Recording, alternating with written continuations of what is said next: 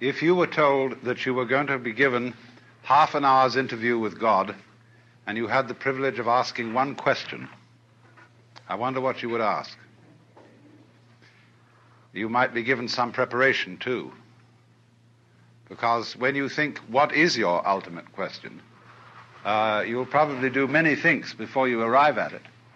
And I know many people would discover that they had no question to ask. The situation would be altogether too overwhelming. But many people to whom I've put this problem say that the question that they would ask is, who am I? And that is something we know very little about, because whatever it is that we call I is too close for inspection. It's like trying to bite your own teeth or to touch the tip of your finger with the tip of the same finger. And although other people can tell you who you are and do, they only see you from the outside, as you see them from the outside. And you don't see from the inside. And so the nature of what it is that we call I is extremely puzzling, because there is some confusion as to how much of us is I. We talk in ordinary ways about my body, my feet, and when we go to the dentist to have our teeth fixed, we regard him rather as a mechanic. Like you take your car to the garage, so you take your body to the surgeon or the dentist or whatever it is to be fixed, have the parts changed or something of that kind. And they're really getting to work on that now. And so the question is, when somebody has a heart transplant, that sounds very radical, because we say, in my heart of hearts.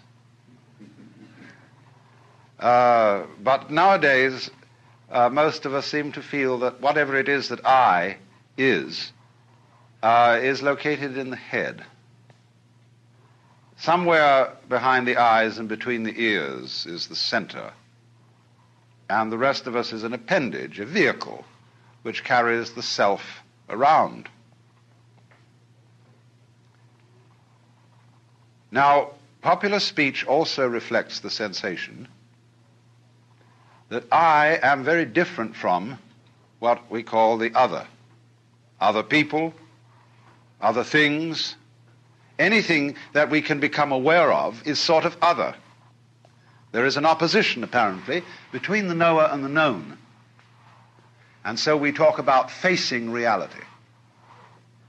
We talk about coming into this world as if somehow we didn't belong. As if instead of being leaves growing out of a tree, we were a lot of birds that had alighted on bare branches. And it has become common sense for most people living in the 20th century today to adopt the 19th century philosophy of science, which interprets the physical universe outside human bodies as being a mechanical contraption, which is essentially stupid, unfeeling, automatic, composed of mainly geological elements, rocks, gases, and so forth. And therefore we feel rather alone and left out of this thing, in contrast with the ideas of Ptolemaic astronomy. Instead of being at the center of the universe, we are on the outer limits of a minor galaxy, revolving around an unimportant star on a small, minute ball of rock. And therefore, that astronomical way of looking at things is simply overwhelming. It makes us feel not only of no importance, but also very much left out. And as a result, that is the common sense of most people living today. We did, of course, have a religious view of our nature, that we were the children of a loving God who is in charge of this whole operation.